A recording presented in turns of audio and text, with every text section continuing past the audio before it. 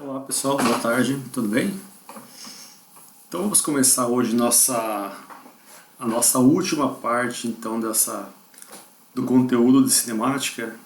Então a gente começa aqui já é a terceira aula que a gente está tendo, né? Que daí a gente, depois dessa parte de cinemática em uma dimensão, a gente vai entrar então agora para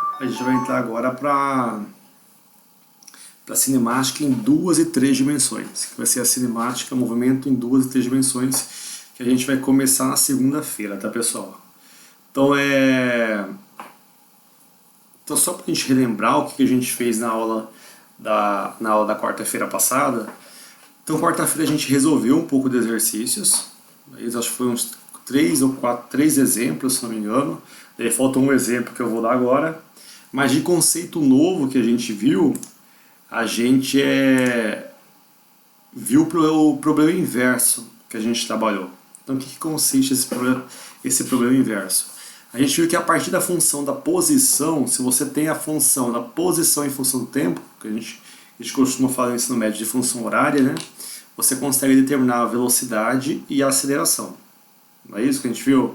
A gente até fez alguns exemplos. Então, se você tem a função x de t, se você derivar uma vez, você encontra a velocidade em função do tempo, né? Então, essa expressão vai te dar velocidade em qualquer instante que você quiser. E daí, se você derivar de novo, você vai encontrar a aceleração. É isso? Então a ordem é essa. Tem a posição, derivo uma vez, encontro a velocidade, derivo duas vezes, encontro a aceleração, como está aqui. A gente viu que o problema inverso consiste em você, a partir da aceleração, você conseguir determinar a posição. Não é isso? Então aqui a gente viu que isso só vai ser possível graças à integração. Você vai integrar, você tem um gráfico aí de velocidade versus tempo, né? Se você integra esse gráfico, né, numa certa região que você queira, você encontra a variação de espaço, por exemplo. Se eu integrar esse gráfico aqui de T1 a T2, eu encontro o ΔX, né, o deslocamento de T1 a T2. Então, basicamente, a integração é a área dessa figura. Então, se você tem um gráfico de velocidade versus tempo, você encontra, se você integrar, você encontra o ΔX. Se você tem um gráfico de aceleração versus tempo, se você integrar, você encontra o ΔV, a variação de velocidade. Então a gente viu lá que para você calcular essa área, a gente começa a preencher, né? Como a área é uma área que a gente não conhece, eu começo a preencher com figuras, né? Com áreas de figuras planas que eu conheço, nesse caso retângulo.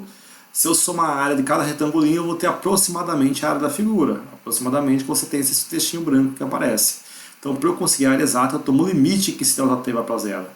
Então, nesse limite, eu consigo varrer todo esse gráfico, toda a linha abaixo da linha preta aqui.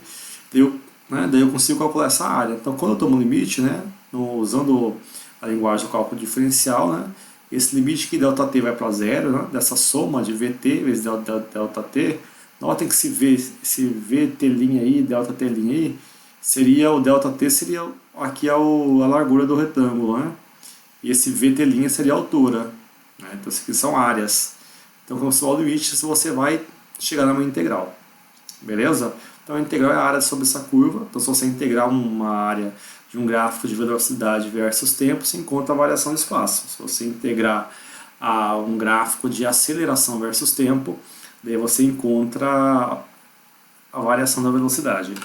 Daí a gente viu aqui, então, o problema inverso seria isso, né? A gente sabe que a partir da posição você consegue encontrar a velocidade derivando uma vez, a aceleração derivando duas vezes, e o problema inverso consiste em você fazer, a partir da aceleração, você encontrar a posição.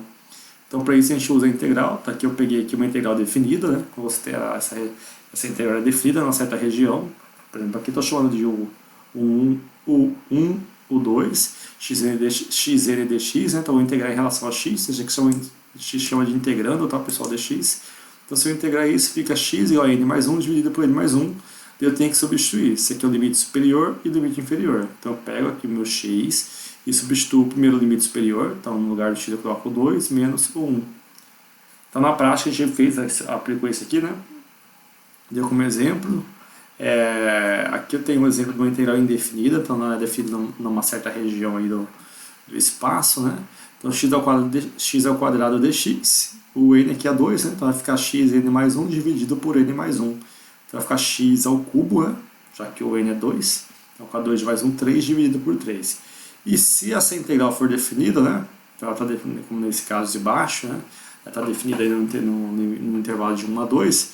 Então tem que substituir o limite superior no lugar do x, né? Então vai ficar, aqui x ao cubo sobre 3, né? Então vai ficar quanto? Vai ficar 2 ao cubo sobre 3 menos 1 ao cubo sobre 3, que deu 7 terços. Beleza? Então de forma geral é assim que a gente vai integrar. Então, se você integrar a aceleração, você encontra a velocidade. Se você integrar a velocidade, encontra a posição. Daí a gente fez um exemplo, né? Que a gente calculou aqui, não vou mais repetir. Se vocês podem estar lá na aula que eu deixei para vocês lá na quarta-feira. E faltou esse exemplo aqui, ó.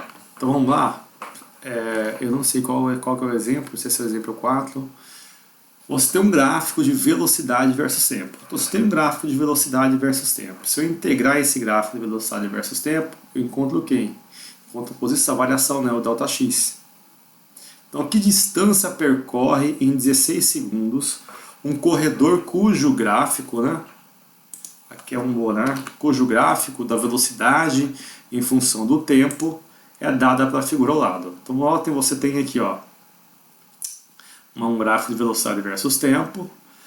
Cada quadrícula aqui ao longo do eixo T, né? Você tem aqui, cada quadrinho desse aqui são 2 segundos, né? E aqui 2 em 2, né? Então cada arinha, cada quadradinho desse tem uma área de 2. Tem uma área de 2 metro quadrado. É isso? Então notem aqui, ó, se eu fosse analisar esse movimento, eu sei que aqui é um movimento que a velocidade vai mudando com o tempo, então é um movimento acelerado, né? Essa região de 2 até 10 é a região onde a velocidade é constante, então provavelmente você tem um MRU. Nessa região aqui de 10 a 12, você vê que a velocidade diminui com o tempo, então você tem um movimento retilíneo uniformemente variado. Perdão, daqui a pouco eu vou falar, né? Já estou dando um spoiler aqui. Mas é uma região que você tem uma aceleração, mas essa aceleração é negativa, depois ele entra no MRU de novo. Beleza? Mas o que eu quero saber é o seguinte, qual que é a distância, quanto ele percorre em 16 segundos, daqui até aqui. Então eu sei que quando o tempo era zero, a velocidade é zero, né? Eu sei ali, a gente acabou de ver que se eu integrar a velocidade, né, em relação ao tempo, eu encontro o ΔX. Daí a gente viu que essa integral representa a área sobre a curva, né? Então se eu integrar toda essa área aqui, pessoal, abaixo da curva, ó, toda essa região aqui, eu vou encontrar o ΔX. Então a gente viu lá que a velocidade é derivada de x em relação a t. Se eu passo esse dt para lá, vou encontrar dx igual a vx dt. Daí se eu integro dos dois lados, né, é que eu estou integrando de uma região de x0 a x. Lembre-se que o movimento começa aqui, né? Então esse x0 no nosso caso vai ser zero. E o x vai ser aí o que eu quero encontrar. Tá? É igual a integral, se eu integro de um lado, eu tenho que integrar do outro, né? Então na posição x0 a velocidade era v0. De v0 a v de vx dt. Aqui eu não tenho expressão, né, pessoal? Se eu tivesse a expressão de vx, é só colocar. Mas eu não preciso, que essa integral aqui essa integral de v dt é justamente a área da curva. Então se vocês notarem, aqui nós temos 4 áreas, né? A área tem a área total, que vai de 0 a 16, mas eu posso dividir isso em 4 áreas. Eu tenho essa área 1, que eu chamei aqui, que é a área de um triângulo, a área 2, que é essa área aqui de 2 até 10, que é a área de um retângulo, e a área de 10 a 12, que é um outro triângulo, e de 12 a 16, que é um quadrado. É isso? Então se eu somar a área A1, A2, A3 e A4, seria equivalente ao integrar, né? Equivalente ao integrar, a realizar essa integral de v dt, desde 0 até A4. Beleza? Então é só calcular a área, né? Então como calcula essa área? A área 1, a área 1 é um triângulo, né? Vai ficar a área da base, que é 2, né? Esse aqui é 2, vezes a altura, que é 8, dividido por 2. Então isso vai dar 8 metros. Então o ΔX aqui, ó, é 8 metros. Eu tenho a área A2. A área A2 vai de 2 até a 10. Então isso aqui isso aqui ele vai de 2 até 10, né? Então se você pegar aqui, isso aqui vale 2, 4, 6, 8, né? Daqui até aqui são 8. Então vai ficar 8 vezes a altura que é 8. Então deu 64 metros. Então ΔX aqui é de 64 metros. E para a área 3? Para a área 3 eu tenho um triângulo, né? A área da base vai dar 2 vezes a altura aqui, ó, pessoal, que é 4, dividido por 2, que vai dar 4 metros. E a área 4 é um quadrado, né? 4 por 4, 16. Então, como eu quero saber a distância, né?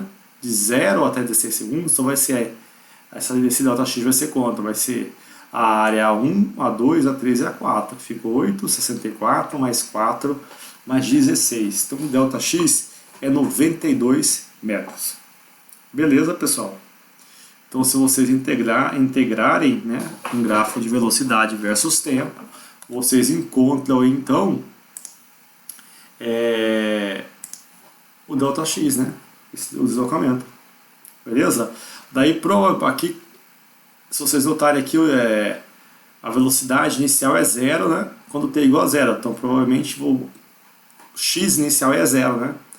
Então, se fosse o ΔX é x menos x inicial, que é igual a 92, se o x inicial é 0, então a distância que ele percorreu, né, é 92 metros. ΔX é igual a x, que é igual a 92 metros, né, uma vez que a posição inicial era igual a 0.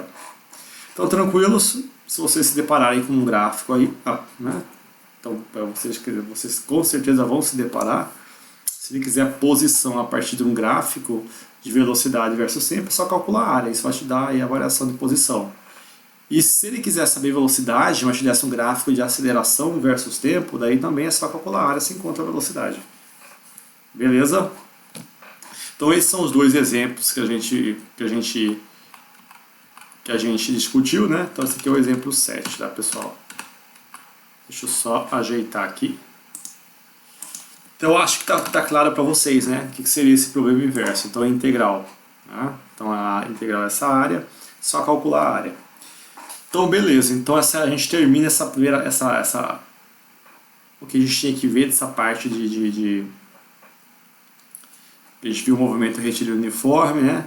A gente trabalhou com muitos os problemas que a gente resolveu na aula retrasada, eu acho, e aula passada também. Tinha várias situações nas quais a velocidade era constante, né? Mas nesse caso aqui, por exemplo, olha só, já é uma situação que a velocidade está mudando, né? A velocidade está constante aqui. Então, o que a gente viu de MRU, né? A gente viu que a função horária do MRU é igual a x, igual a x0, mais v vezes t, só vale nessa região. Nessa região aqui, ó, que a velocidade vai aumentando com o tempo, e aqui que ela vai diminuindo, são regiões onde a velocidade muda. Então, você tem uma aceleração. Então, é isso que a gente vai tratar agora. São casos onde você tem aceleração, e essa aceleração sempre é constante, que a gente chama de movimento retilíneo uniformemente variável. Beleza? Então olha só, no movimento retilíneo uniforme, a gente viu que é um movimento que se dá ao longo de uma linha reta, né? Que ela pode ser tanto horizontal ou vertical, e a gente fala de uniforme porque a velocidade é constante, então a velocidade não muda nunca. Quando a gente fala de movimento retilíneo uniformemente variado, pessoal, a gente está pensando no movimento, né, que ocorre também ao longo de uma linha reta, mas agora com o caso, com o uniforme que vem, né, se refere à aceleração. Então é um movimento que é acelerado, mas essa aceleração é constante. Beleza? Lá no MRU, a velocidade é constante. Se a velocidade era constante, a gente não tinha a aceleração lá, né? Porque a aceleração é o quê? A gente dá a taxa de mudança, né? Como que a velocidade vai mudando conforme o tempo passa. Então no MRU você não tem aceleração. E agora aqui no MRUV você vai ter essa aceleração, mas a gente só vai tratar de situações nas quais a aceleração é constante. Beleza? Então aqui eu tenho 3 gráficos, pessoal, ilustrativos, que mostram aí, que caracterizam, que descrevem o MRUV. Então aqui é posição versus tempo. Se fosse no MRU, o que a gente poderia esperar para um gráfico de posição versus tempo? Isso aqui seria uma reta, certo? No MRU, um gráfico de posição versus tempo é uma reta. Crescente, por exemplo, ou decrescente, não sei. Aqui você mostra que, por exemplo, aqui que a inclinação ela vai mudando, né? Tem que ser, a inclinação vai mudando porque a velocidade vai mudando. Lá no MRU, ele tem que ser uma reta, porque numa reta, qualquer ponto que você for pegar, a inclinação é a mesma. Então isso garante que a velocidade vai ser a mesma. Mas aqui, como a velocidade muda com o tempo, então, né, você vai ver que quando você faz um gráfico de posição versus tempo, cada instante que você for pegar, você vai ter uma mudança da inclinação, porque a velocidade vai mudando. Daí, se você traça um gráfico de velocidade versus tempo, o que você encontra? Uma reta. Por que é uma reta, né, pessoal? Porque lembre-se que a aceleração é a inclinação da reta, né? Se eu quero determinar, por exemplo, a aceleração num determinado ponto, num instante t, você traça uma reta, né? Uma reta naquele ponto, a inclinação dessa reta naquele ponto vai te dar a aceleração. Então, se você calcular a inclinação, ó, em qualquer ponto dessa reta, dessa curva que você for pegar, ó, da velocidade aqui, versus tempo, né, como que a velocidade se comporta conforme o tempo passa, qualquer ponto que você for pegar aqui, a inclinação sempre é a mesma. Então, se a inclinação é sempre a mesma em todos os pontos, né, a aceleração é a mesma. Porque essa aceleração é igual à inclinação da reta, né, em um determinado ponto. Então, é isso que você deve esperar para um gráfico de velocidade versus tempo, um movimento retilíneo uniformemente variado, é uma reta. Essa reta pode ser crescente ou decrescente. Isso, no caso, é um movimento desacelerado. E num gráfico de aceleração versus tempo, né, a gente viu que o MRUV é caracterizado, né, por ter uma aceleração constante, então você vai ter que ter uma reta aqui, né, inclinação zero. É isso? Então, conforme o tempo passa, a aceleração sempre é a mesma. Então é isso que vocês teriam para o MRUV. Né? Se fosse MRU aqui seria uma reta, se fosse para o MRU movimento retilíneo uniforme, essa reta aqui não seria crescente, seria algo constante, né? E a aceleração seria nula para o MRU. E esse aqui é para o MRUV. Tá, pessoal? Então vocês têm que estar bem claro na cabeça de vocês, né, qual que é o comportamento da posição, velocidade e a aceleração em cada um desses dois movimentos que a gente está estudando aqui. Beleza? Então a gente não vai esquecer mais que no MRUV a aceleração é constante. Se a gente for dar uma olhada nesse segundo gráfico aqui, a gente está vendo que isso aqui você tem uma reta, né? Se eu for perguntar para vocês, pessoal, qual que é a melhor função que descreve o comportamento de V versus T no MRUV? Então, de cara, né, se fosse na sala de aula, algum de vocês ia levantar a mão. Professor, se é uma reta, eu vou tentar uma equação de uma reta. É isso? Então, é justamente isso. O comportamento de V versus T vai ser dado por uma equação da reta. Então, lembre-se, né, que está aqui embaixo. Então, antes de eu chegar aqui, a gente só deve ter em mente o seguinte, ó. Se no movimento retilíneo uniformemente variado a aceleração não muda, isso quer dizer que se eu calcular a aceleração média entre dois pontos, né, ela vai ser igual à aceleração instantânea, concorda comigo? Se a aceleração é sempre a mesma, isso quer dizer que a aceleração instantânea, qualquer instante que eu for pegar, vai ser igual à aceleração média. Lembra que a aceleração média ela depende de um ΔV, não é isso? Se eu conheço a velocidade num ponto e a velocidade do outro ponto, a aceleração média é a inclinação da reta que liga esses dois pontos. É isso? Já a aceleração instantânea é fácil do limite que em ΔT vai para zero, daí eu aproximo o ponto P2 do ponto P1. Mas aí no nosso caso aqui, né, a gente vai ver que a aceleração instantânea sempre vai ser igual à aceleração média. Então a partir disso, né, a gente viu lá que se a aceleração instantânea é sempre igual à aceleração média, a gente viu que a aceleração média é um ΔV sobre ΔT, né? Então seria V, aqui estou chamando de V2x é o V final, tá? V final. E V1x é o V inicial, dividido por T2 menos T1. É isso. Se a gente admitir que no instante T1, que é o tempo inicial, que é igual a zero, a velocidade inicial era zero, a gente vai ter o quê? Esse cara aqui vai ser zero. Perdão, eu já estou dando um passo para frente. Vamos deixar de forma mais geral. Então vamos admitir que no instante que o movimento ele começa no instante T1 igual a zero. Você começa a contar o tempo. Então V1x vai ser a velocidade. No instante T igual a zero, a velocidade era V0. Eu já queria colocar V0 igual a zero, mas esse é um caso particular, né? Que geralmente vai acontecer, mas Vamos deixar de maneira geral, então vamos supor que quando começou o movimento, no instante t0, o móvel, a partícula tinha uma velocidade v0, certo? E esse t2 vai ser o tempo t arbitrário, um tempo t qualquer. Porque lembre-se que aqui na nossa cinemática a gente está querendo descrever o movimento da partícula, não é isso? Então, a partir de condições iniciais, eu quero ser capaz de prever o que vai acontecer com ela no futuro. Então, o que seriam essas condições iniciais? Seria a posição inicial, seria a velocidade inicial. Então, se eu conheço essas condições iniciais, eu tenho como saber, né, qual vai ser a posição dela no futuro, qual vai ser a velocidade dela no futuro. Né? Então, a gente vai obter por meio dessa expressão aqui. Ó. Então, aqui se eu faço aqui 0, né, e chamo esse aqui T2 de um T, um tempo arbitrário qualquer, né? Se a gente jogar, esse aqui vai dar 0, esse T passa multiplicando, e o V0 eu passo para o outro membro, eu encontro que Vx é igual a V0x mais a x vezes t, que a gente conhecia lá no ensino médio como vovó é teu, né? Então essa expressão é a função horária que te dá a velocidade da partícula em qualquer instante que você quiser. Notem que essa aqui é uma equação da reta, né?